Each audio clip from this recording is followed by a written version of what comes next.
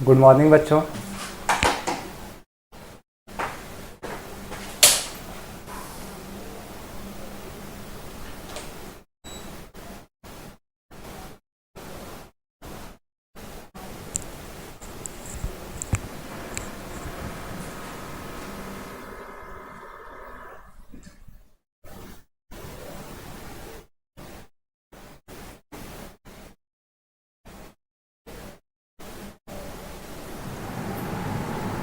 अभी कौन कौन लाइव है, कौन कौन क्लास ज्वाइन कर लिए, सभी लोग अपना अटेंडेंस लगाओ जो जो ज्वाइन कर लिया है। ठीक है, ठीक है। सभी को गुड मॉर्निंग।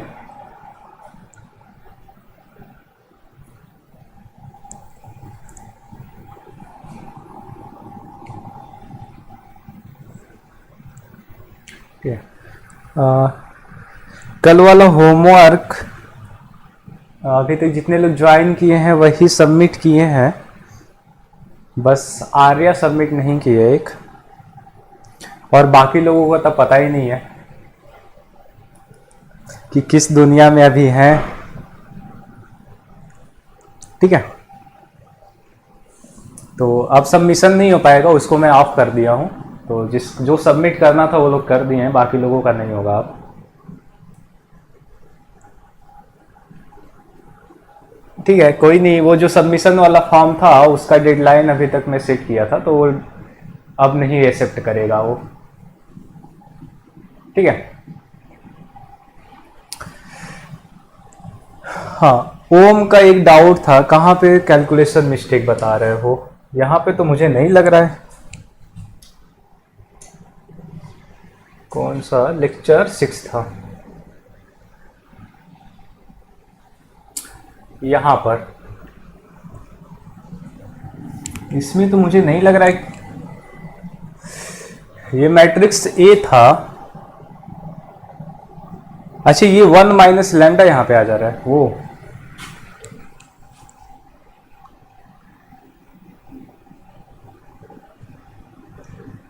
जो नहीं, ये वाला क्वेश्चन नहीं है। ये वाला क्वेश्चन है। ठीक है, तो इसमें अगर ए माइनस लैम्डा निकालेंगे तो यहां से जितने भी ये डायगोनल वाले एलिमेंट है उसमें से लैम्डा बस माइनस कर देना है डायगोनल वालों में से। तो ए माइनस में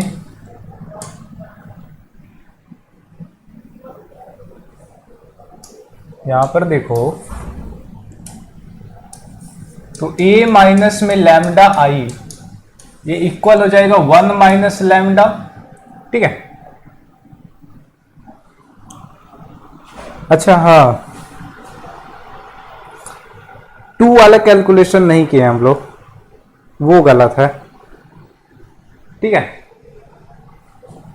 2 के साथ एक्सपेंशन नहीं किए हैं तो वो गलत है। अब समझ गए होगे, बस 1 माइनस लैम्डा के साथ एक्सपेंशन किया है, 2 के साथ नहीं किया है। हाँ, तो वो मिस्टेक हो गया है। बिल्कुल सही है।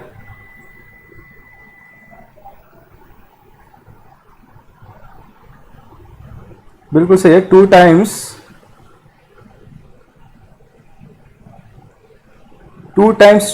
इंटू 1 माइनस लैम्डा हो जाएगा।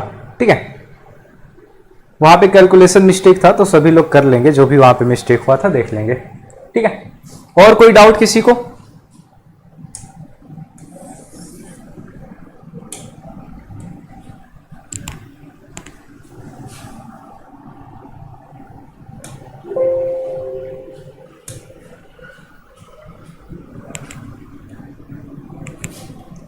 ठीक है।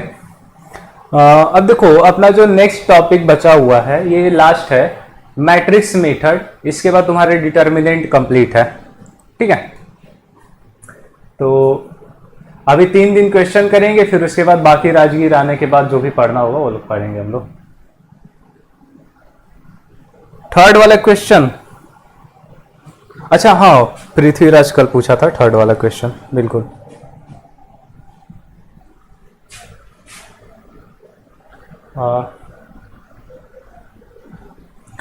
इसका फर्स्ट, सेकेंड, थर्ड, ये वाला क्वेश्चन में डाउट है ना। देखो यहां पर हमें ये मैट्रिक्स P दिया हुआ है, तो हमें n का वैल्यू बताना है जिसके लिए P की पावर में n इसके इक्वल 5i माइनस में 8p ऐसा कुछ रिलेशन है। ठीक है, ओके। तो यहां पर P दिया हुआ है और ये इस फॉर्म में कुछ रिलेशन निकालना। सबसे पहले इस मैट्रिक्स का कैरेक्टरिस्टिक इक्वेशन निकालते हैं। तो जो मैट्रिक्स दिया गया इसका कैरेक्टरिस्टिक इक्वेशन निकालने के लिए P माइनस लैम्डा आई और इसका डिटर्मिनेंट 0 कर देंगे। तो P माइनस लैम्डा आई ये हो जाएगा 2 माइनस में लैम्डा, यहां पर -1 5 और यहां पर हो जाएगा -3 माइनस लैम्डा और इस पूरे का डिटर्मिनेंट 0 कर देना है। तो अब यहां पर क्रॉस मल्टीप्लाई कर लो तो हो जाएगा 2 माइनस में लैम्डा और इधर -3 माइनस लैम्डा और +5 ये इक्वल हो जाएगा 0 के। ठीक है, तो इसको सॉल्व करो तो हो जाएगा -6 माइनस में 2 लैम्डा, -6 माइनस 2 लैम्डा प्लस का 3 लैम्डा प्लस लैम्डा का स्क्वायर प्लस 5 इक्वल टू 0। ठीक है, तो यहां से तुम्हारा ये आ गया लैम्डा का square plus lambda times -1 equal to 0। ये जो इक्वेशन लैम्डा में आया है ये आ गया। अब क्या करेंगे, इसमें a से रिप्लेस कर देंगे। तो a से रिप्लेस करेंगे तो जाएगा a का square equal to iota minus में a मैं लिख सकता हूं a square equal to iota minus a। अच्छा p यहां पर मैट्रिक्स दिया ना तो p से रिप्लेस कर लो, जो मैट्रिक्स का नाम है उससे रिप्लेस कर दो। तो हो जाएगा p का square equal to iota minus में p। अब यहां से कुछ हमें इस फॉर्म में निकालना 5i माइनस 8p, तो अब p से मल्टीप्लाई करते जाते हैं। तो यहां पर p क्यूब निकाल करके देखते हैं। तो p क्यूब निकालने के लिए जो p स्क्वायर है इसमें p से मल्टीप्लाई करना पड़ेगा। इस p स्क्वायर में अगर p से मल्टीप्लाई कर दें तो p क्यूब आ जाएगा, तो इधर भी p से मल्टीप्लाई करेंगे तो ये हो जाएगा p माइनस में p का स्क्वायर। ठीक है, यहां पर हो जाएगा p माइनस में p स्क्वायर। अब p स्क्वायर का वैल्यू फिर यहां पर पुट कर दो, क्योंकि हमें 8i और 5i और 8p ऐसे चाहिए, स्क्वायर नहीं चाहिए कुछ भी। तो यहां से p क्यूब इक्वल टू हो जाएगा p माइनस में p स्क्वायर का वैल्यू है आयोटा i माइनस p। तो यहां से p क्यूब आ जाएगा 2p माइनस में i। अब p की पावर 4 निकाल लेते हैं। तो p की पावर 4 ये इक्वल हो जाएगा p मल्टीप्लाई कर दो तो 2p का स्क्वायर माइनस में p। अब p स्क्वायर का वैल्यू फिर यहां से पुट कर दो तो हो जाएगा 2 टाइम्स p स्क्वायर का वैल्यू आयोटा माइनस में p माइनस में p। तो यहां से p की पावर 4 आ जाएगा 2i माइनस में 3p। p की पावर 4 हो जाएगा 2i माइनस में 3p।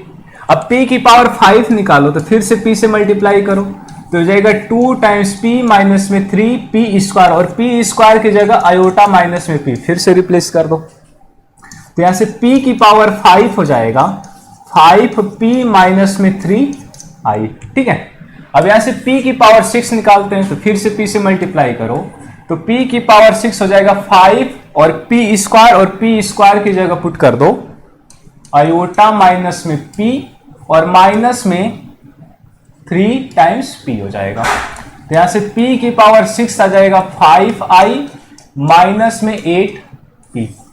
p की पावर 6 आ गया 5i माइनस में 8p ऐसा कुछ आ गया ना। तो यहां से n का वैल्यू क्या होना चाहिए 6 हो जाएगा। ठीक है, यहां से दोनों को अगर कंपेयर कर लो तो n का वैल्यू 6 निकल जाएगा। समझ में आया? ठीक है, और नकुल का लास्ट से सेकेंड क्वेश्चन है। ओके,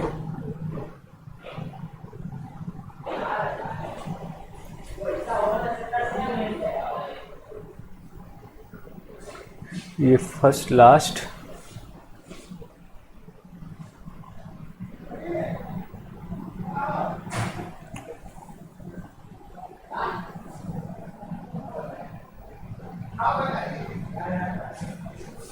लास्ट से सेकेंड, ये वाला क्वेश्चन तो हम लोग किए थे। ठीक है। अच्छा यही वाला क्वेश्चन था, ठीक है। और ओम का क्वेश्चन नंबर 6 है।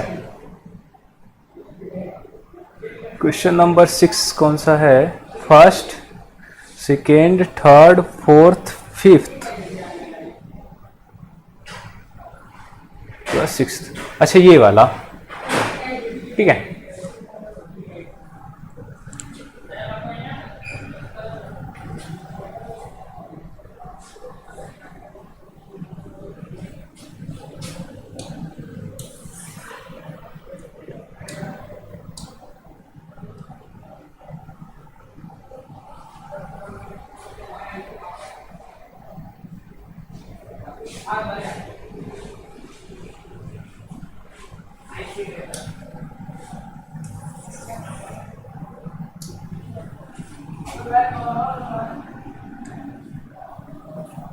ठीक है।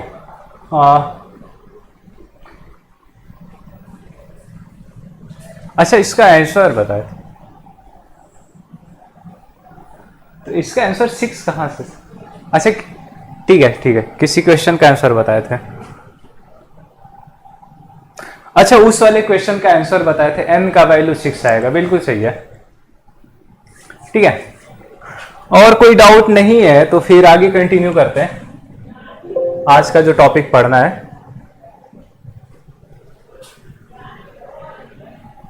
आज पढ़ना है मैट्रिक्स मेथड, ठीक है। पहले हम लोग डिटर्मिनेंट मेथड कंप्लीट कर चुके हैं कि लीनियर इक्वेशन दिया गया है तो उसको डिटर्मिनेंट का यूज करके कैसे सॉल्व करना है। और आज हम लोग पढ़ेंगे कि लीनियर इक्वेशन को मैट्रिक्स का यूज करके कैसे सॉल्व करना है, ठीक है। मैट्रिसेस का यूज करके इसको कैसे सॉल्व करेंगे। तो सबसे पहले एक स्लाइड और ऐड कर लेते हैं, ठीक है। तो सपोज करो में 3 लीनियर इक्वेशन दिया गया है ऐसे, a1x plus b1y plus c1z, ये इक्वल है d1 के। दूसरा लीनियर इक्वेशन है a2x plus b2y plus c2z equal to d2। और तीसरा लीनियर इक्वेशन है a3x plus b3y plus c3z equal to d3। ये 3 लीनियर इक्वेशन दिया गया है, ठीक है। अब ये जो लीनियर इक्वेशन है इसमें क्या करो, एक मैट्रिक्स बनाओ A, और ये जो मैट्रिक्स A होगा ये एक्स वाई जेड के कोफिशिएंट से बनेगा। Matrix A x y z के कोफिशिएंट से, जैसे पहला वाला जो इक्वेशन है उसका एक्स वाई जेड का कोफिशिएंट A1 B1 और C1 लिख दो ऐसे फर्स्ट रो में, A1 B1 और C1, ठीक है। यही ऑर्डर होना चाहिए, ऐसे फर्स्ट रो में होना चाहिए ये।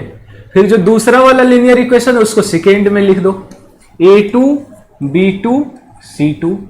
और ये जो तीसरा वाला इसको लिख दो ऐसे A3 B3 C3। तो तीनों लीनियर इक्वेशन के एक्स वाई जेड के जो कोफिशिएंट थे उसको एक मैट्रिक्स A में लिख दिया, और ये जो मैट्रिक्स है ये 3x3 का मैट्रिक्स बन गया, ठीक है। अब उसके बाद क्या करो, ये एक 3x3 का मैट्रिक्स है। अब एक मैट्रिक्स कैपिटल X ले लो और इसके एलिमेंट कर दो x y z, ठीक है। और ये ध्यान से देखो तो ये 3x1 का मैट्रिक्स है। तो अब यहां पर बताओ A और X का मल्टीप्लीकेशन पॉसिबल है कि नहीं? A और X का मल्टीप्लीकेशन, A और X का मल्टीप्लीकेशन पॉसिबल है। यहां पर 3 तो यहां पर भी 3, इसका जो नंबर ऑफ रो इसके नंबर ऑफ कॉलम के इक्वल है, तो A और X का मल्टीप्लीकेशन कर सकते हैं। तो अब A और X को मल्टीप्लाई करो तो AX इक्वल टू हो जाएगा, यहां से A1 B1 C1, A2 B2 C2, यहां पर A3 B3 C3, ये हो गया A। और उसके बाद X आ जाएगा X Y Z, ठीक है। अब इसको मल्टीप्लाई करो तो इसको मल्टीप्लाई करने पर आएगा, इस रो को कॉलम से मल्टीप्लाई करो, ये जो रो है इसको कॉलम से ऐसे मल्टीप्लाई करो तो आ जाएगा A1X plus B1Y plus C1Z। दूसरी वाली रो को उधर मल्टीप्लाई करो तो हो जाएगा a2x plus b2y plus c2z। Similarly third row को मल्टीप्लाई करो तो ये हो जाएगा a3x plus b3y plus c3z। ठीक है, अब ये जो नया मैट्रिक्स आया a और x को मल्टीप्लीकेशन करने के बाद, क्या मैं इसको ऐसे लिख सकता हूं, ये d1 होगा, ये d2 होगा और d3। ये जो फर्स्ट वाला पूरा इक्वेशन बना है इसका वैल्यू यहां से देखो क्या है, d1 है। ये जो सेकेंड वाला इक्वेशन बना है इसका वैल्यू d2 है और थर्ड वाले का d3 है। तो इस यहां पर d1 पुट कर दिया, इसकी जगह d2 और इसकी जगह d3। ठीक है, तो यहां से देखो जो a और x का मल्टीप्लीकेशन है ये निकल के आ गया d1 d2 और d3। अब d1 d2 d3 को एक नया मैट्रिक्स का नाम दे देते हैं b। तो यहां पर b ले लेते हैं, d1 d2 d3 का एक कॉलम मैट्रिक्स होगा 3/1 का। ठीक है, और ये जो मैट्रिक्स b बना ये किससे बना है, इस लीनियर इक्वेशन के ये जो भी कांस्टेंट है उनका यूज करके, ये जो भी कांस्टेंट है उनका यूज करके ये आया है। ठीक है, तो यहां तक कोई डाउट? अब देखो ये जो d1 d2 d3 इसको b लिए है तो ax इक्वल टू ऐसे b लिख सकते हैं। ठीक है, तो हमारे पास ये जो सिस्टम ऑफ लीनियर इक्वेशन दिया गया था इसका यूज करके एक मैट्रिक्स में ऐसे इक्वेशन निकाल लिया मैं, a into x equal to b. ठीक है, ax इक्वल टू बी एक इक्वेशन आ गया। यहां तक कोई डाउट किसी को?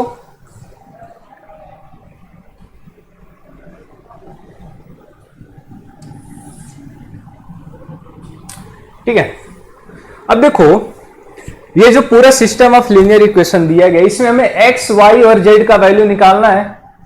तो x y z का अगर वैल्यू निकालना है तो देखो x y z यहां पर है। तो अगर मैं ये जो मैट्रिक्स x है इसको अगर फाइंड कर लूं तो वहां से मेरा x y z निकल जाएगा। अगर ये मैट्रिक्स x को मैं निकाल लूं तो x y z का वैल्यू आ जाएगा। अब इस इक्वेशन का यूज करके मैं ये कैपिटल X ये जो मैट्रिक्स है इसको कैसे निकालूं? तो अब देखो कैपिटल X निकालने के लिए ये जो मैट्रिक्स A है अगर मैं इसमें A इनवर्स से मल्टीप्लाई कर देता हूं, दोनों साइड A इनवर्स से मल्टीप्लाई कर देता हूं लेफ्ट हैंड साइड से, तो ऐसे A इनवर्स से मल्टीप्लाई करो दोनों साइड, तो A इनवर्स और इधर आ गया AB और ये इक्वल हो जाएगा A इनवर्स और इधर है B। अच्छा यहां पर AX है, ये भी नहीं AX में मल्टीप्लाई करा ना, तो A इनवर्स को दोनों साइड मल्टीप्लाई कर दिए, AX में भी और B में भी, लेफ्ट हैंड साइड से दोनों साइड मल्टीप्लाई कर दिया।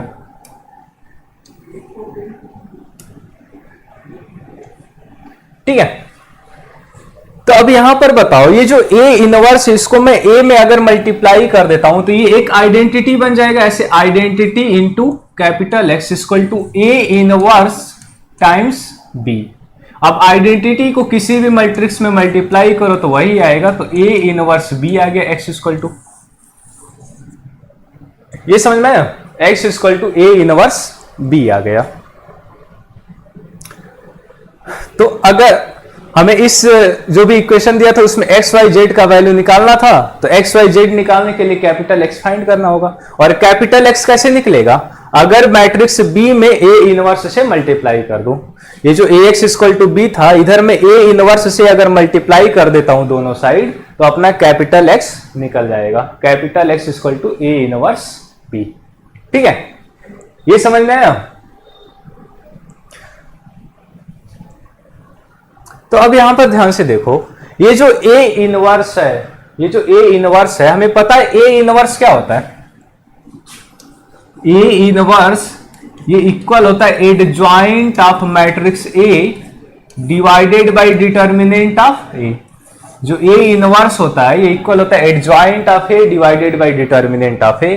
यानी यहां से कैपिटल X क्या हो जाएगा, A इनवर्स यहां पर पुट कर दो तो ये हो जाएगा adjoint of capital A into B divided by capital A। ठीक है, तो अगर हमें मैट्रिक्स A फाइंड करना है तो A का एडजॉइंट निकालेंगे, उसको B से मल्टीप्लाई कर देंगे और पूरे मैट्रिक्स को A के डिटर्मिनेंट से डिवाइड कर देंगे।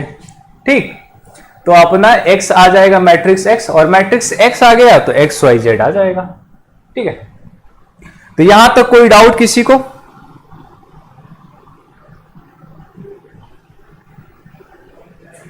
यहां तक कोई डाउट?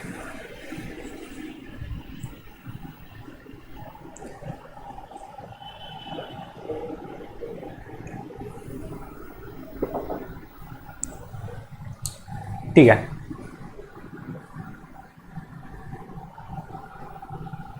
तो देखो बोर्ड में भी तुम्हारा ये मैट्रिक्स मेथड से सॉल्व करने के लिए पूछ सकता है। तो ऐसे तुम्हें a लिखना है, x लिखना है, b लिखना है, फिर इक्वेशन बनाएंगे ax इक्वल टू बी। ठीक है, ax इक्वल टू बी बनाने के बाद यहां पर a इनवर्स निकालोगे और इधर मतलब a इनवर्स निकाल करके दोनों साइड मल्टीप्लाई कर दो तो तुम्हारा x आ जाएगा। या फिर देखो ये जो a है और ये b है, तो यहां पर क्या करते हैं a पर और b पर एलिमेंट्री ट्रांसफॉर्मेशन लगा देते हैं, जैसे इनवर्स निकालने के लिए हम कर रहे थे। तुम्हारा उसमें इनवर्स निकालने के लिए एलिमेंट्री ट्रांसफॉर्मेशन यूज किए थे ना, इनवर्स ऑफ ए मैट्रिक्स जब पढ़े थे। तो सेम वैसा यूज करके यहां पर a की जगह आइडेंटिटी बना दो। ऐसे लिखो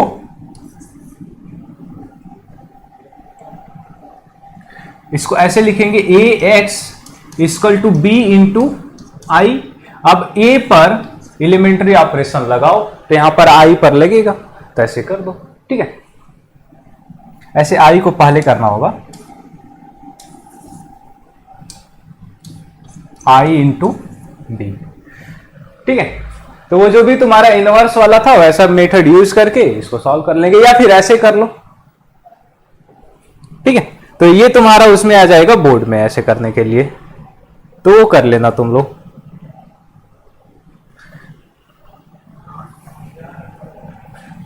तो यहां पर वही फार्मूला ये लिखा गया है कि अगर ax equal to b, a पता ही है क्या है, x पता है, b पता ही है। ठीक है, तो x जो होगा ये हो जाएगा adjoint of a into B divided by determinant of a। ठीक है, x इक्वल टू हो जाएगा adjoint a into B divided by determinant of a। अब यहां पर ध्यान से देखो, हमें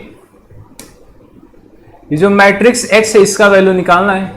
तो मैट्रिक्स x ऐसे x y z है, और एडजॉइंट a इंटू बी निकालोगे, adjoint a into b. Adjoint a जो होगा इसका ऑर्डर होगा 3/3 का, और b का ऑर्डर है 3/1 का। तो दोनों को मल्टीप्लाई करने पर एक 3/1 का मैट्रिक्स आएगा, 3/1 का मैट्रिक्स आएगा। तो मान लो ऐसे आ गया adjoint of a into b, कुछ समथिंग ऐसे आ गया MNP।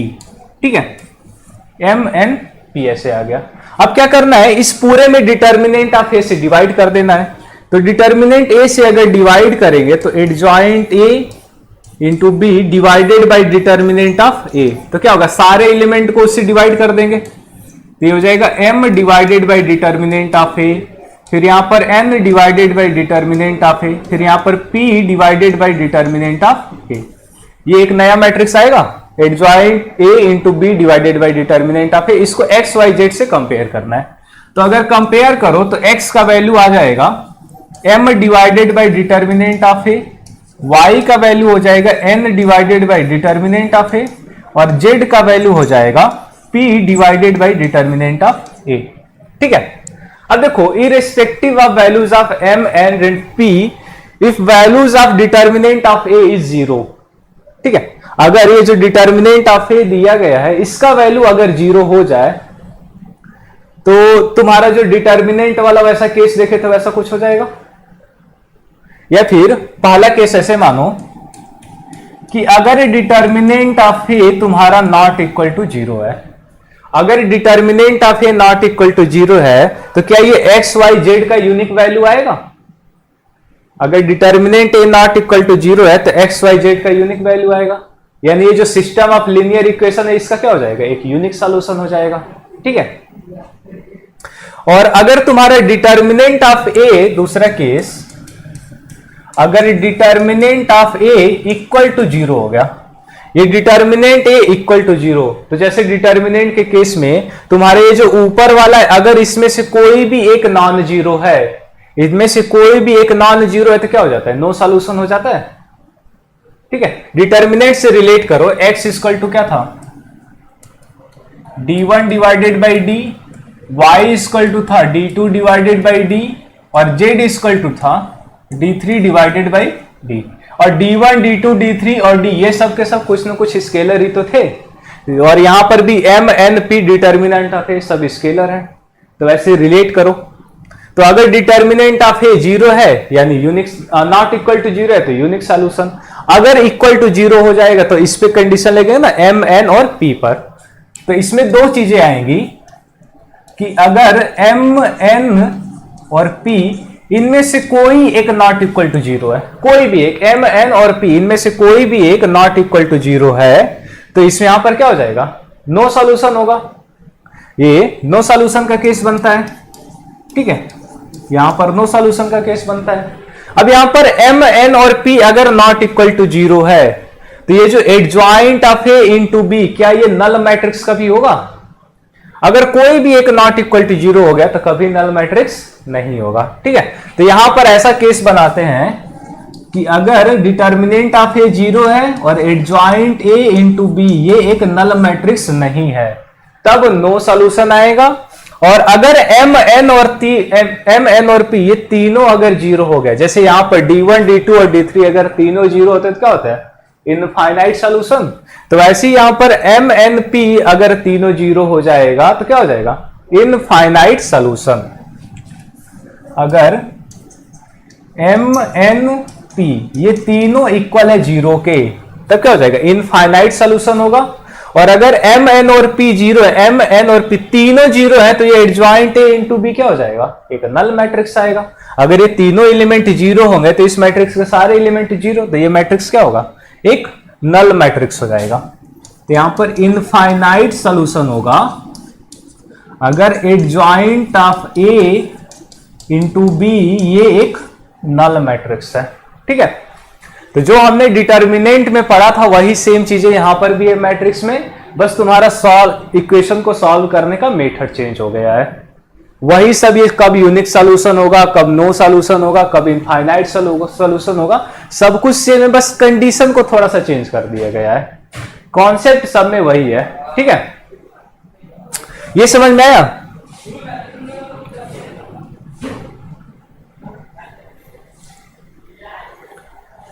यहां तक कोई डाउट किसी को?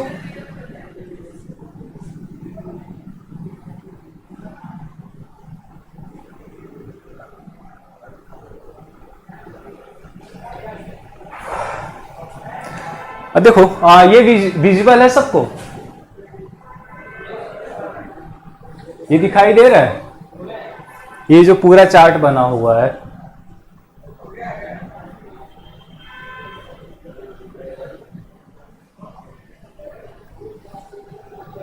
अच्छा दिखाई दे रहा है, ठीक है,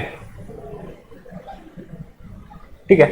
तो वही अभी जो कंडीशन हमने पढ़ा है वही सारा कंडीशन यहां पर लिखा गया है, सारे कंडीशन को याद कर लेना है, ठीक है। तो हमने मैट्रिक्स मेथड में देखा था कि जो कैपिटल X है ये आया था adjoint of A into B divided by determinant of A, ये पूरा आया था X का वैल्यू, ठीक है। तो अब यहां पर अगर तुम्हारा डिटर्मिनेंट ऑफ ए जीरो नहीं है, नॉट इक्वल टू जीरो है, डिटर्मिनेंट ऑफ ए का value not equal to zero है, तो क्या हो जाएगा, यूनिक सॉल्यूशन होगा। अभी हम लोग यहां पर देखें कि अगर, कहां गया, हाँ, यहां पर अगर determinant of A not equal to zero है तो यहां पर नीचे तुम्हारा एक नॉन जीरो नंबर आएगा, तो ये कुछ ना कुछ यूनिक वैल्यू आएगा, तो इसलिए क्या होगा, यूनिक सॉल्यूशन होगा, ठीक है।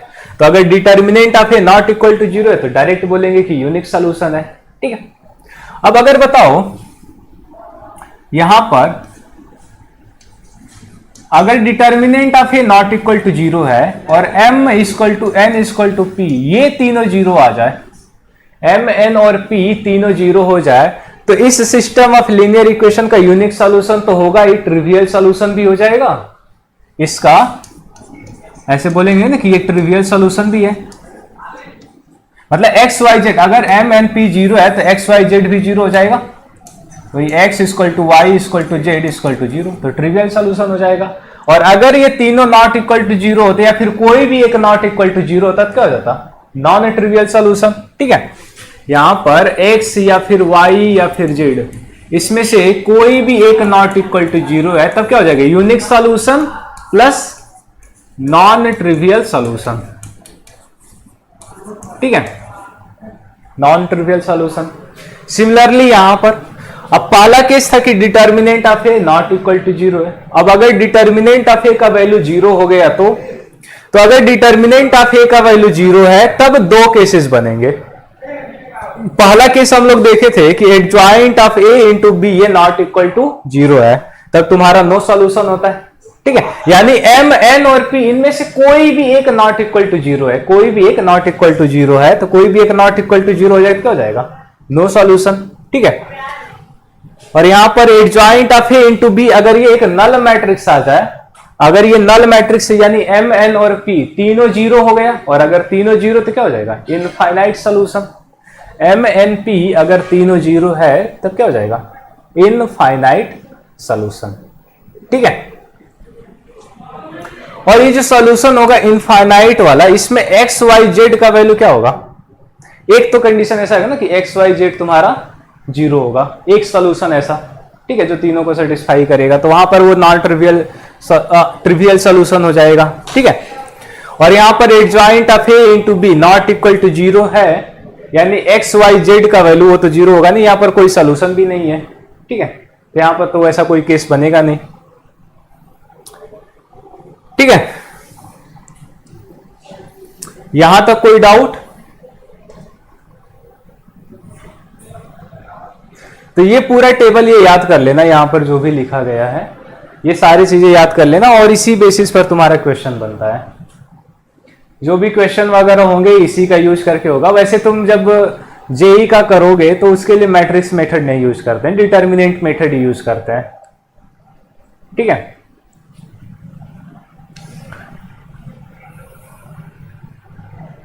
जैसे सबसे पहले ये बताओ, कोई भी सिस्टम ऑफ लीनियर इक्वेशन है तो वो कंसिस्टेंट कब होगा। यहां पर हमें दिया हुआ है ना, examine the consistency of the system of equation, यानी ये जो सिस्टम ऑफ इक्वेशन दिया गया इनका कंसिस्टेंसी को एग्जामिन करना है। तो कोई भी system of linear equation consistent कब होता है, क्या कंडीशन होता है कंसिस्टेंसी का, बताओ लोग जल्दी से, कंसिस्टेंसी का क्या सॉल्यूशन होता है।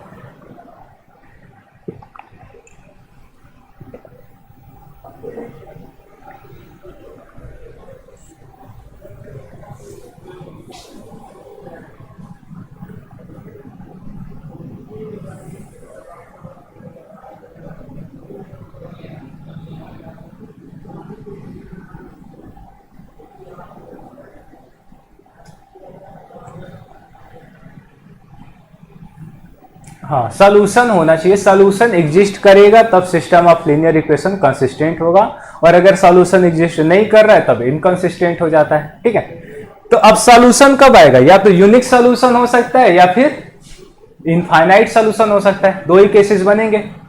तो सबसे पहले क्या करते हैं, इसका डिटर्मिनेंट चेक करते हैं। अगर डिटर्मिनेंट ए का value not equal to zero है तो ये क्या हो जाएगा, तुम्हारा यूनिक सॉल्यूशन, तो कंसिस्टेंट हो जाएगा ऐसे ही। और अगर डिटर्मिनेंट ए का वैल्यू जीरो आ गया तब adjoint of B A into B check करना पड़ेगा, अगर वो नल है तभी तुम्हारा एक इनफाइनाइट सॉल्यूशन होगा, तो कंसिस्टेंसी बनेगी। तो सबसे पहले ये जो पूरा मैट्रिक्स दिया गया है इसको लिखो। तो यहां से ये जो सिस्टम ऑफ लीनियर इक्वेशन दिया गया है, यहां से मैट्रिक्स ए क्या आएगा, मैट्रिक्स ए यानी एक्स वाई का कोफिशिएंट, यहां पर ये हो जाएगा 1 3 2 6। ठीक है, ये हो जाएगा ए, और दूसरा है यहां पर कैपिटल एक्स हो जाएगा, एक्स और वाई बस दो ही वेरिएबल है, और बी हो जाएगा ये कांस्टेंट टर्म से बना हुआ मैट्रिक्स 5 और 8। तो ए पता चल गया, एक्स पता चल गया और बी पता चल गया। तो अब सबसे पहले हम निकालते हैं डिटर्मिनेंट ऑफ ए का वैल्यू। तो यहां पर डिटर्मिनेंट ऑफ ए निकालो, तो इस पूरे मैट्रिक्स का डिटर्मिनेंट निकालना है, ये हो जाएगा 1 3 2 6। तो इसका वैल्यू देखो तो ये जीरो हो रहा है। ठीक है, ऐसे क्रॉस मल्टीप्लाई करके देख सकते हो 6 माइनस में 6 इक्वल टू 0, या फिर यहां से 2 को कॉमन ले लो तो यहां पर 1 और 3 बचेगा, तो 2 को रो सेम, तो यहां से भी 0। ठीक है, ठीक, हाँ शायद इनकंसिस्टेंट होगा। यहां से डिटर्मिनेंट ऑफ ए का वैल्यू तो 0 आ गया। अब डिटर्मिनेंट ऑफ ए का वैल्यू 0 हो गया, यानी नो सॉल्यूशन हो सकता है या फिर इनफाइनाइट सॉल्यूशन होता है। दो ही केसेस बनेंगे, यूनिक सॉल्यूशन तो अब हो नहीं सकता। तो अब चेक करो कि ये यूनिक सॉल्यूशन है या फिर तुम्हारा नो सॉल्यूशन है या फिर इनफाइनाइट सॉल्यूशन है। तो उसके लिए adjoint of A into B को चेक करना पड़ेगा। यहां पर देखो नो सॉल्यूशन और इनफाइनाइट सॉल्यूशन, जब डिटर्मिनेंट ए 0 है तो नो सॉल्यूशन और इनफाइनाइट सॉल्यूशन के लिए ये चेक करना पड़ेगा adjoint of A into B. तो अब एडजॉइंट ऑफ ए और बी निकालो, का मल्टीप्लीकेशन निकालो। तो यहां पर ए का अगर एडजॉइंट निकालना है तो सबसे पहले माइनर निकालेंगे, कोफैक्टर निकालेंगे, फिर उस वहां से एडजॉइंट आएगा। तो इस मैट्रिक्स ए का माइनर क्या हो जाएगा, माइनर ऑफ मैट्रिक्स ए, इसका माइनर 1 का माइनर 6, 3 का माइनर 2, 2 का माइनर 3 और 6 का माइनर 1, ये हो गया माइनर। और यहां से इस मैट्रिक्स ए का कोफैक्टर निकाल लो, तो कोफैक्टर हो जाएगा 6, यहां पर आ जाएगा -2, -3, 1, ये हो गया कोफैक्टर। अब एडजॉइंट निकालने के लिए क्या करेंगे, कोफैक्टर का ट्रांसपोज ले लो। तो यहां से एडजॉइंट ऑफ मैट्रिक्स ए, ये आ जाएगा 6, यहां पर -2, यहां पर -3, 1, तो ये हो गया एडजॉइंट ऑफ ए। और ये बी दिया हुआ है, दोनों को मल्टीप्लाई कर दो। तो यहां से adjoint of A into B अगर ये निकाला जाए तो ये हो जाएगा 6 -3 -2 1, और इसको मल्टीप्लाई कर देना बी से 5 और 8। तो इसको अगर मल्टीप्लाई करो तो 6 और -3 का इधर मल्टीप्लाई करेंगे तो ये हो जाएगा 30 माइनस में 24, और -2 1 का मल्टीप्लीकेशन करेंगे तो -10 + 8। अगर ध्यान से देखो तो ये एक नल मैट्रिक्स नहीं है, ये नल मैट्रिक्स नहीं है, यानी यहां से देखो आगे adjoint of A into B, ये नॉट है नल मैट्रिक्स।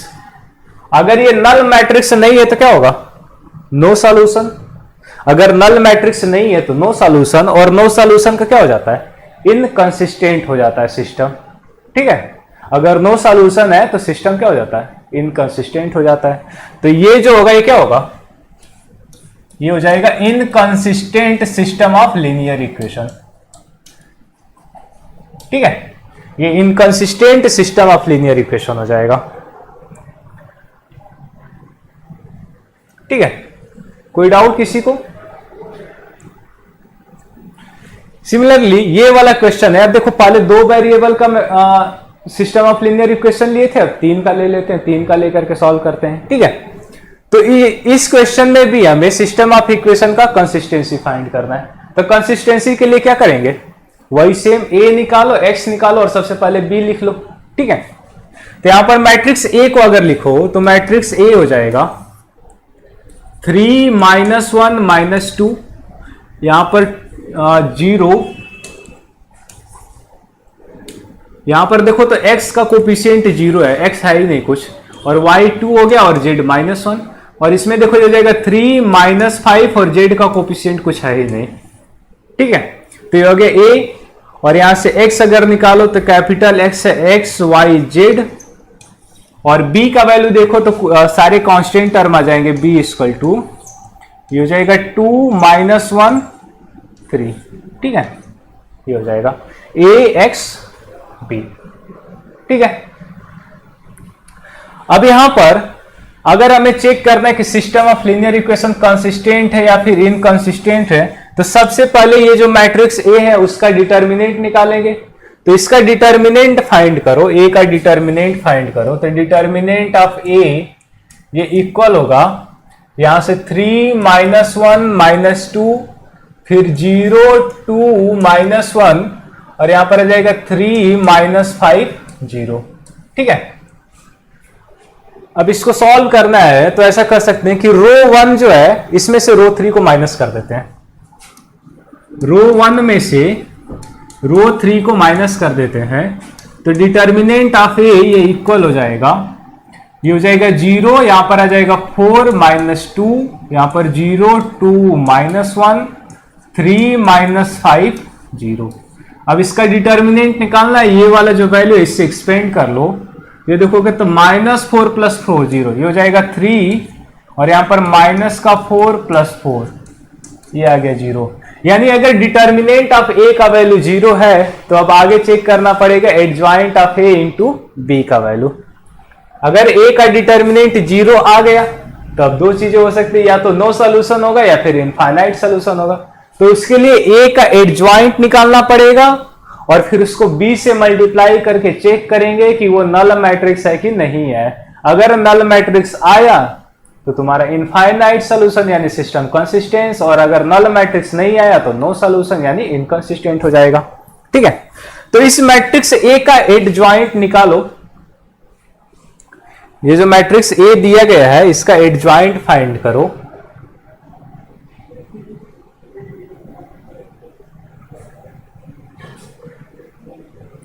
या फिर इसका एडजॉइंट निकालना, उसको बी से मल्टीप्लाई करके चेक कर लेना है कि वो नल मैट्रिक्स आ रहा है कि नहीं आ रहा है, ये चेक कर लेना है।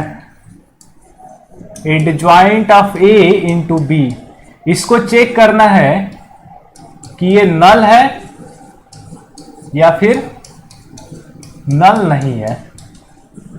तो अगर नल होगा तो तुम्हारा इनफाइनाइट सॉल्यूशन यानी कंसिस्टेंट हो जाएगा, और अगर नल नहीं होगा तो इनकंसिस्टेंट हो जाएगा। तो ये वाला जो है पूरा कैलकुलेशन कर लेना। ठीक है, हो जाएगा ना, कैलकुलेशन करने की जरूरत है? बताओ, अगर करना है तो मैं कर दे रहा हूं, नहीं तो कर लेना अपने से, इतना तो कर ही लोगे।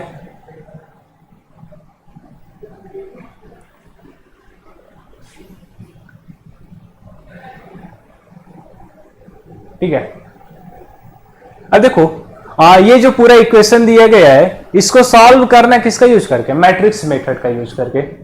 मैट्रिक्स मेथड का यूज करके इसको सॉल्व करना है। तो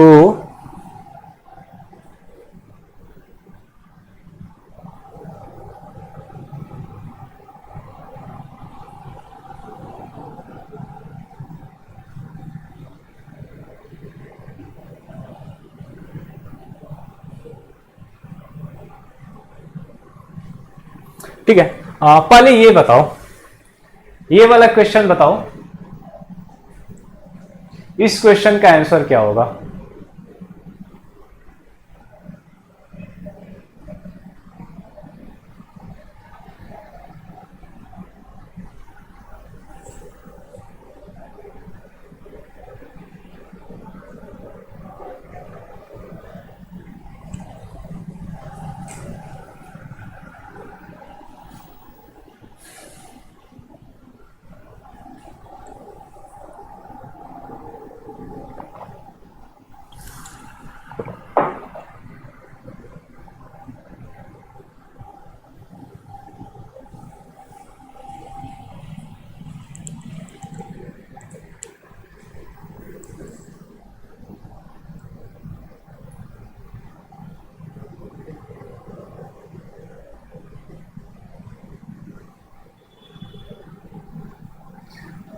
किसी को कोई आइडिया कि इसमें करना क्या है? ये दो डिस्टिंक्ट सॉल्यूशन कब आएगा? कोई भी मैट्रिक्स ले लो, कोई भी सिस्टम ऑफ लीनियर इक्वेशन है, तो क्या उसका दो डिस्टिंक्ट सॉल्यूशन कब आएगा? या तो यूनिक सॉल्यूशन होता है, या फिर नो सॉल्यूशन होता है, या फिर इनफाइनाइट सॉल्यूशन होता है। तो ये दो डिस्टिंक्ट सॉल्यूशन कहां से आ जाएगा? ठीक है, अब कोई भी तीन प्लेन है तो वो एक दूसरे को दो अलग अलग पॉइंट पर कैसे कट कर सकते हैं? तीन प्लेन तीनों एक दूसरे को अलग अलग पॉइंट पर कैसे कट करेंगे? तीनों प्लेन या तो एक पॉइंट पर कट करेंगे, या तो कट ही नहीं करेंगे एक दूसरे को, या तो फिर इनफाइनाइट पर कट करेंगे। यही तीन केसेस होता है। दो पर तो कभी कट ही नहीं कर सकते, यानी वैसा कोई मैट्रिक्स बनेगा ही नहीं। ठीक है, अगर दो प्लेन है, तीन प्लेन है, तो तीनों एक दूसरे को कभी भी दो अलग अलग पॉइंट पर नहीं कट कर सकते हैं। जैसे दो लाइन है तो दो लाइन आपस में एक ही पॉइंट पर कट करेंगी ना, ऐसे समझो।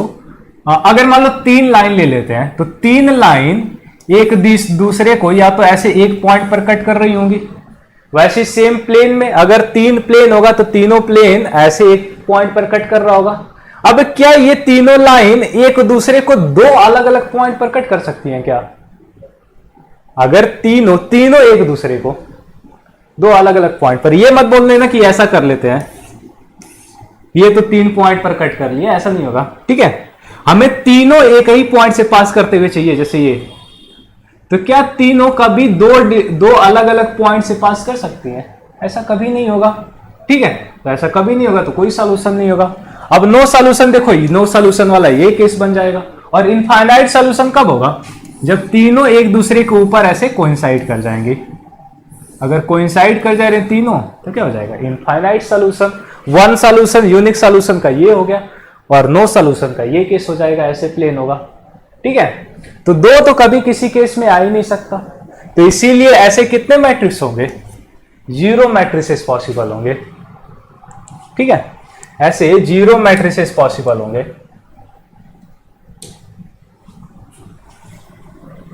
ये समझ में आया?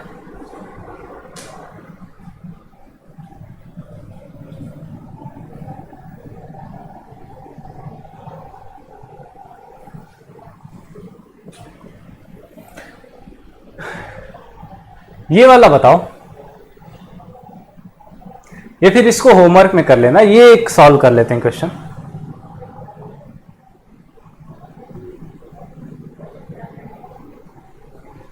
ठीक है, ये बताओ, ये वाला क्वेश्चन मैं कराऊं कि कर लोगे लोग? होमवर्क में रहने दूं?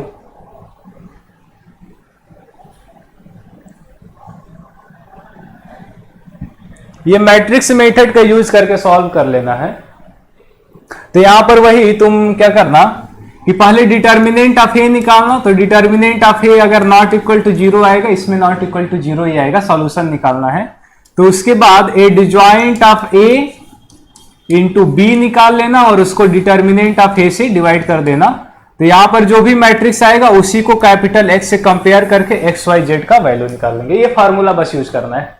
ठीक है, तो ये कर लेना, होमवर्क में रहेगा। अगर नहीं होगा तो फिर मैं नेक्स्ट क्लास में बता दूंगा। ठीक है, ये भी ओके।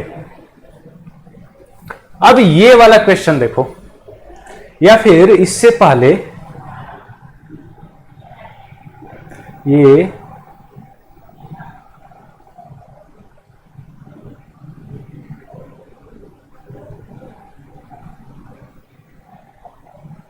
हाँ, ये वाला क्वेश्चन सॉल्व कर लेते हैं। ठीक है, ये वाला क्वेश्चन पहले सॉल्व करते हैं। तो देखो, हमें दिया हुआ इफ ए इक्वल टू, ये एक मैट्रिक्स ए है, तो हमसे पूछा है कि इसमें से कौन सा नॉट करेक्ट है। ठीक है, इसमें से अगर करेक्ट पूछ लेता तो तुम्हारा मल्टीपल चॉइस बन जाता, और नॉट करेक्ट पूछा है तो सिंगल चॉइस है। ठीक है, इसको मल्टीपल करेक्ट भी बना सकते हैं, नॉट करेक्ट में भी। ठीक, तो अब इसको कैसे सॉल्व करोगे? कोई आइडिया किसी को? बताओ इसमें क्या करेंगे, कैसे सॉल्व करना है?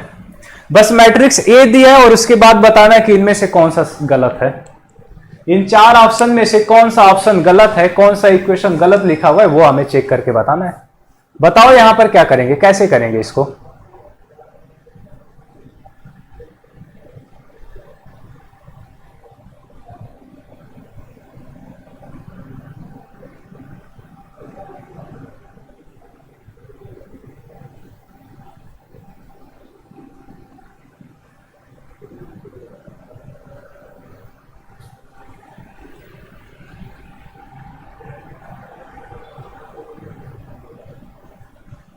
बाकी लोगों को नहीं समझ आया क्या करना है? वही कैरेक्टरिस्टिक इक्वेशन फाइंड कर लेंगे, और जब कैरेक्टरिस्टिक इक्वेशन फाइंड हो गया तो अपना ए में कुछ ना कुछ इक्वेशन बन जाएगा, तो उसी इक्वेशन का यूज करके इस पूरे को चेक कर लेंगे कौन सा सही है कौन सा गलत है। ठीक है, तो यहां पर a minus lambda I equal to 0 करके इक्वेशन निकालो। तो यहां पर देखो, मैट्रिक्स ए दिया हुआ है 0 -1 1 0। अब यहां पर a माइनस लैम्डा आई का डिटर्मिनेंट निकालो, तो a माइनस लैम्डा आई हो जाएगा 0 माइनस में लैम्डा, यहां पर -1 1, यहां पर भी 0 माइनस लैम्डा। ठीक है, और इसका डिटर्मिनेंट निकालना है ना। यहां पर हो जाएगा डिटर्मिनेंट। ठीक है, अब इसका डिटर्मिनेंट 0 कर देना, 0 में से माइनस करो तो यही रहेगा ऐसे, तो ये पूरा बन जाएगा। इसको मल्टीप्लाई करो तो lambda square plus 1 equal to 0। तो कैरेक्टरिस्टिक इक्वेशन क्या जाएगा, लैम्डा की जगह आप ए पुट कर दो तो A square plus identity equal to 0 आ जाएगा। A square plus identity equal to 0, या 0 नहीं, नल मैट्रिक्स होगा। ठीक है, A square plus identity equal to null matrix हो जाएगा। अब इसको सॉल्व करके देखते हैं। ठीक है, तो यहां पर देखो पहला वाला ऑप्शन चेक करो, तो यहां पर ए स्क्वायर प्लस आइडेंटिटी, ये एक नल है तो यह भी नल होना चाहिए। ठीक है, ये अगर नल है तो ये भी अगर नल होगा तभी दोनों एक दूसरे के इक्वल होंगे, अगर नल नहीं होगा तो इक्वल नहीं होंगे। तो यहां पर चेक करो, तो यहां पर ये दिया हुआ ए और यहां पर ए स्क्वायर माइनस में आई है, और ए स्क्वायर जो है यहां से देखो ए स्क्वायर ये माइनस आई है। अब यहां पर ए स्क्वायर की जगह माइनस आई पुट कर दो तो ये -2i हो जाएगा, और यहां से देखो तो ये -2 टाइम्स ए हो गया। ठीक है, यानी ये जो पूरा इक्वेशन है इस पूरे का वैल्यू आ गया -2a। तो क्या ये कभी नल होगा? अगर नल नहीं है तो ये नल के इक्वल कैसे होगा? तो ये वाला ऑप्शन तो गलत हो गया। वही पूछा ना कौन सा गलत है, तो ये गलत हो गया। अब इसको चेक करते हैं, a की पावर 4 माइनस आई। तो अब यहां पर बताओ, ए स्क्वायर अपना माइनस में आई है, ए स्क्वायर एक आइडेंटिटी है, तो a की पावर 4 क्या होगा?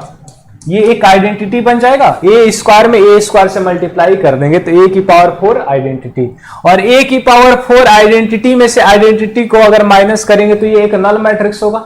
ठीक है, a की पावर 4 माइनस आई ये एक नल मैट्रिक्स हो जाएगा। तो इधर तो नल आ गया, और यहां पर देखो ए स्क्वायर प्लस आई दिया, यह भी एक नल मैट्रिक्स है। तो नल इक्वल टू नल, यानी ये इक्वेशन सेटिस्फाई कर रहा है, तो ये वाला इक्वेशन क्या होगा? करेक्ट होगा। अब उसके बाद इसको चेक कर लेते हैं। हमें चाहिए A cube plus I equal to, ये रिलेशन चेक करना है। तो यहां पर ए क्यूब प्लस आई का वैल्यू निकालो, ए क्यूब प्लस आई, और हमें पता है ए स्क्वायर जो है माइनस आई के इक्वल, इसको लिखो ए इंटू ए स्क्वायर की जगह माइनस आई पुट कर दो। ठीक है, और प्लस आई, तो ये हो जाएगा आई माइनस में ए आ जाएगा। ये जो ए क्यूब प्लस आई दिया है ये हो जाएगा आई माइनस में ए, रिलेशन बन जाएगा। अब सिमिलरली इसको चेक करो, ये a की पावर में a को मल्टीप्लाई कर दो तो a की पावर में 4 माइनस में a हो जाएगा, और a की पावर 4 हम लोग यहां पर निकाले थे, क्या था? i था, तो ये हो गया i माइनस में a। तो दोनों रिलेशन i माइनस में a, i माइनस में a है, तो ये भी क्या होगा? करेक्ट हो जाएगा। ठीक है, अब लास्ट वाला ऑप्शन चेक करो, डी वाला। डी वाले में है a क्यूब माइनस में i। अब a क्यूब का वैल्यू क्या है? a क्यूब का वैल्यू था माइनस में a और माइनस में i हो जाएगा a क्यूब का वैल्यू। ठीक है, और यहां पर देखो ये है a स्क्वायर माइनस में a, और a स्क्वायर हमारा माइनस में आइडेंटिटी है, यहां पर पुट कर दो तो हो जाएगा -i माइनस में a। दोनों एक दूसरे के इक्वल आ गया। अब दोनों एक दूसरे के इक्वल है, यानी डी वाला भी करेक्ट है। Left hand side right hand side के इक्वल है, यानी डी भी करेक्ट है। ठीक है, तो ये समझ में आया? ये तीनों ऑप्शन करेक्ट होंगे, ये वाला इनकरेक्ट होगा। तो हमसे पूछा था कि which one of the following is not correct, तो कौन सा ऑप्शन टिक करेंगे? ए वाला ऑप्शन टिक करेंगे। ठीक है, जल्दी जल्दी में बी सी डी तीनों मत कर देना। ठीक है,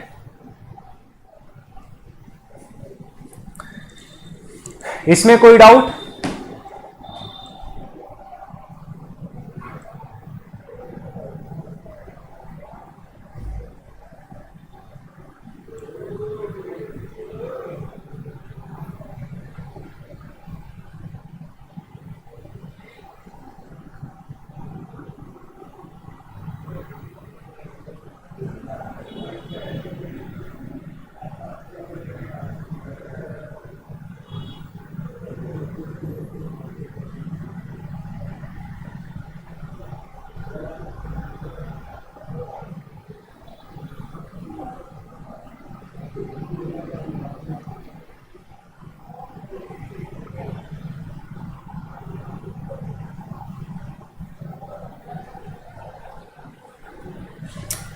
ठीक है, ये वाला क्वेश्चन एक कर लेते हैं और। ठीक है, इसमें हमें मैट्रिक्स ए दिया है और यहाँ पर थीटा का वैल्यू π/24 दिया है। मैट्रिक्स ए और थीटा का वैल्यू दिया है, और a की पावर 5 हमें ए बी सी और डी, a की पावर 5 करने पर ऐसा कुछ आ रहा है ए बी सी डी, और यहाँ पर आई एक तुम्हारा इमेजिनरी हो गया। तो पूछ रहे कि इनमें से कौन सा ऑप्शन करेक्ट है, ठीक है। अच्छा, इनमें से कौन सा ऑप्शन नॉट करेक्ट है, नॉट ट्रू है, ये ध्यान रखना, ठीक है। नॉट ट्रू लिखा हुआ है, कौन सा ऑप्शन करेक्ट नहीं होगा ये चेक करना है, ठीक है। तब इसको कैसे चेक करेंगे, अगर हमें ए बी सी डी इसमें इन्हीं को पुट करके चेक करना, तो ए बी सी डी का वैल्यू पहले पता होना चाहिए, ठीक है। अब ए बी सी डी का वैल्यू कैसे आएगा, यहां से ए बी सी डी अगर निकालना है तो ए की पावर 5 फाइंड करना पड़ेगा, तो ए की पावर 5 यहां से फाइंड करो। तो हमें मैट्रिक्स ए दिया, इसमें ए स्क्वायर करो, ए क्यूब करो, तो वहां से तुम्हें ए की पावर 5 आ जाएगा। तो a इंटू ए स्क्वायर निकालो, तो ए स्क्वायर के लिए ये हो जाएगा कॉस थीटा, यहां पर आयोटा साइन थीटा, फिर हो जाएगा आयोटा साइन थीटा, और यहां पर कॉस थीटा। अब इसमें मल्टीप्लाई कर देना है सेम उसी मैट्रिक्स से, cos theta iota sine theta, यहां पर भी हो जाएगा iota sine theta cos theta. इसको मल्टीप्लाई करना है, तब इन दोनों मैट्रिसेस का मल्टीप्लीकेशन करो।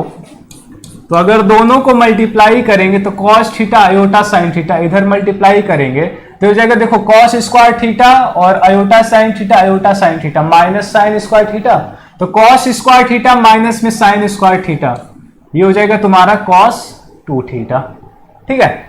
सिमिलरली यहां से कॉस थीटा और आयोटा साइन थीटा को इधर मल्टीप्लाई करके देखो, तो ये तुम्हारा आएगा iota cos theta sine theta, और प्लस में फिर से iota cos theta sine theta. तो ये देखो 2 times iota cos theta sine theta हो जा रहा है, तो इसको मैं ऐसे लिख सकता हूं आयोटा साइन 2 थीटा, ठीक है। सिमिलरली ये जो सेकेंड रो, इसको फिर से ऐसे मल्टीप्लाई करो, तो iota sine theta cos theta को इधर मल्टीप्लाई करेंगे, तो ये भी आ जाएगा तुम्हारा आयोटा साइन का 2 थीटा। अब iota sine theta cos theta को इधर मल्टीप्लाई करो, तो ये भी तुम्हारा कॉस स्क्वायर थीटा माइनस में साइन स्क्वायर थीटा, यानी कॉस 2 थीटा आ जाएगा, ठीक है। तो ए स्क्वायर ऐसे आ गया। अब ए क्यूब निकालो, तो ए क्यूब निकालने के लिए फिर से मल्टीप्लाई करेंगे, ए क्यूब निकालने के लिए फिर से मल्टीप्लाई करोगे, तो यहां पर कॉस 3 थीटा आ जाएगा, यहां पर आयोटा साइन 3 थीटा आएगा, यहां पर भी आयोटा साइन 3 थीटा, और यहां पर कॉस 3 थीटा, ठीक है। यानी ए स्क्वायर में यहां पर 2 आ गया, ए क्यूब करने पर यहां पर 3 आ गया, यानी ए की पावर 5 करने पर क्या आ जाएगा, ए की पावर 5 में जब निकालोगे तो यह आ जाएगा कॉस का 5 थीटा, फिर यहां पर आयोटा साइन 5 थीटा, फिर यहां पर आयोटा साइन 5 थीटा, और यहां पर हो जाएगा कॉस 5 थीटा, ठीक है। ये निकल के आ जाएगा ए की पावर में 5। अब इसको कंपेयर कर लो a की पावर 5 से, तो a का वैल्यू हो जाएगा cos 5 थीटा, b का value iota sine 5 theta, c का वैल्यू भी आयोटा साइन 5 थीटा, और d का वैल्यू cos 5 थीटा। यानी अगर दोनों से देखो तो a का वैल्यू d के इक्वल है, और ये इक्वल है cos 5 थीटा के। सिमिलरली b का वैल्यू ये इक्वल है c के, और ये इक्वल है आयोटा साइन 5 थीटा के। तो a b c और d का वैल्यू आ गया। तो अब इसमें से सारे ऑप्शन चेक करने हैं, ठीक है। तो सबसे पहले बी वाला ऑप्शन चेक करो, तो ए स्क्वायर माइनस में डी स्क्वायर दिया है, और ए और डी एक दूसरे के इक्वल है, तो अगर ए और डी इक्वल है तो A square minus D square ये तो 0 हो जाएगा, ये तो करेक्ट हो गया। अब बी वाला ऑप्शन चेक करते हैं, ए वाला option A square plus B square. अब A square plus B square का वैल्यू निकालो, तो A square plus B square हो जाएगा कॉस स्क्वायर 5 थीटा, और बी का स्क्वायर करेंगे तो हो जाएगा माइनस में साइन स्क्वायर 5 थीटा, यानी ये बन जाएगा तुम्हारा कॉस का 10 थीटा। और कॉस 10 थीटा के 0 और 1 के बीच में ही आएगा। कॉस 10 थीटा, थीटा का वैल्यू देखो π/24 दिया हुआ है, तो तुम्हारे 0 और 1 के बीच में कोई पॉजिटिव भी आ रहा होगा, ठीक है। तो ये भी करेक्ट हो जाएगा। अब सी वाला ऑप्शन चेक करते हैं, ठीक है।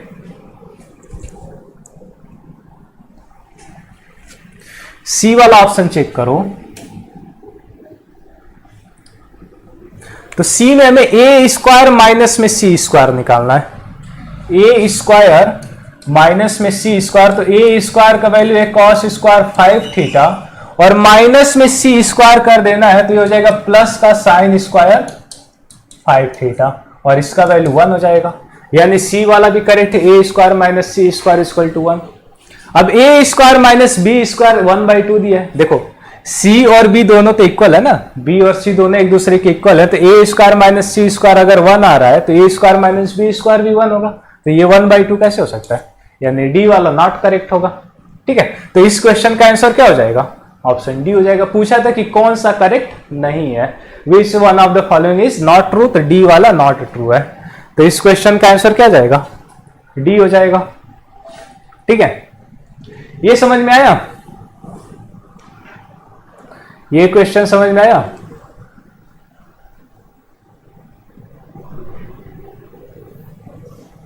कोई डाउट इसमें? ठीक है, तो आज जितना हम लोग पढ़े इसमें किसी को कोई डाउट?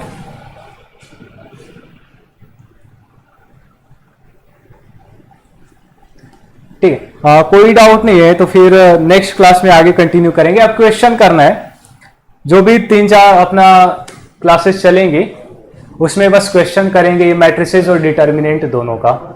फिर उसके बाद जब वहां पर राजगीर आएंगे तब वहां पर एक नया चैप्टर फ्रेश स्टार्ट किया जाएगा। ठीक है, ऑफलाइन मोड में तुम लोग का कैलकुलस पूरा स्टार्ट करेंगे हम लोग।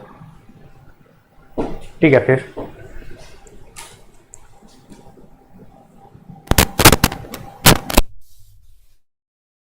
और डिफरेंशिएशन तुम्हारे एक्स्ट्रा क्लास में करेंगे। डिफरेंशिएशन तुम लोग को पढ़ा दिया गया है, तो डिफरेंशिएशन में एक्स्ट्रा क्लास में करा दूंगा जो भी है। ठीक है, और बाकी जो अपना रेगुलर क्लासेस चलेगा उसमें अपना जो भी बाकी है चैप्टर वो करेंगे। ठीक है, ओके।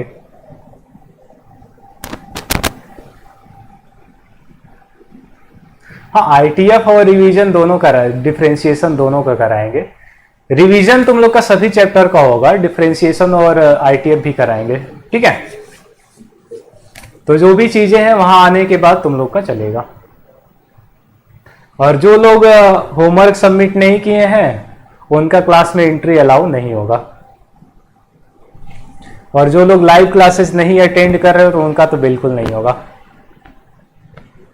ठीक है, फिर